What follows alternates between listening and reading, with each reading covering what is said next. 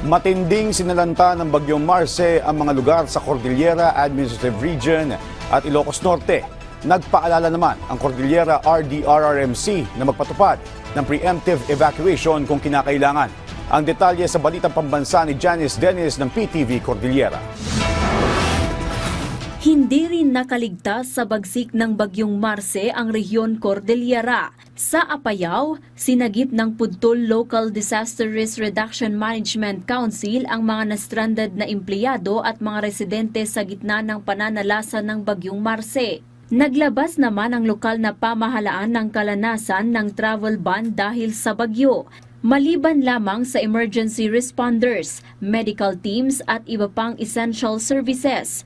Lumikas na rin ang mga residente na nakatira sa high-risk areas. Sa Abra naman, tumaas ang level ng tubig sa Abra River ngunit nananatiling nasa normal level.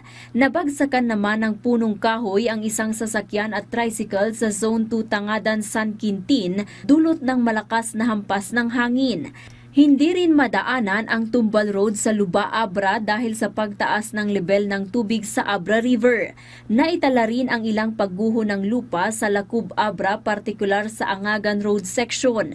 Naka-red alert status pa rin ang Abra PDRRMO dahil sa bagyo. Di bakal di karkarayan di Abra, papunta dati angin na datudo na. Isa kami dati may isang coast di daraktal di Abra River. Napunta nadataras mo ti panagbabadyadan nubuyo ka di angin kita tutudod di Aplan municipalities, ma'am.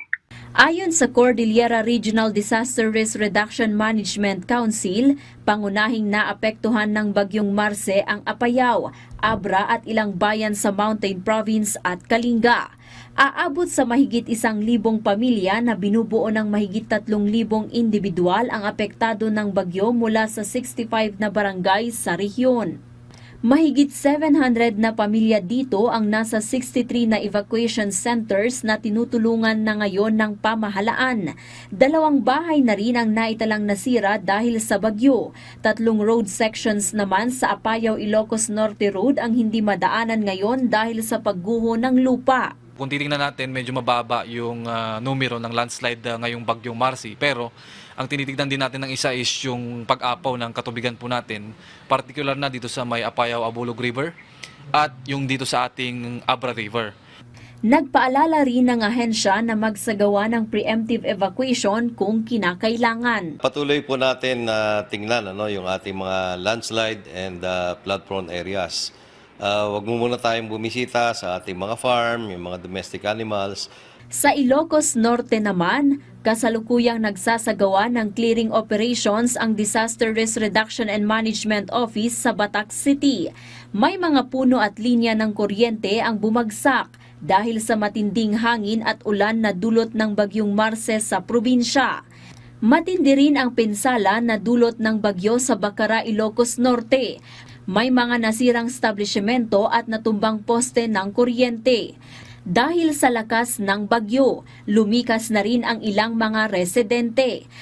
2 barko na ang nakadaong sa Port of Corimao at nag-beach landing sa dalampasigan ng nasabing bayan dahil sa lakas ng alon dulot ng Bagyong Marce. Hinatiran ng Philippine Coast Guard ang mga nasabing barko ng tubig upang magkaroon ng maiinom ang mga personnel na nananatili dito. Janice Dennis ng PTV Cordillera para sa Balitang Pambansa.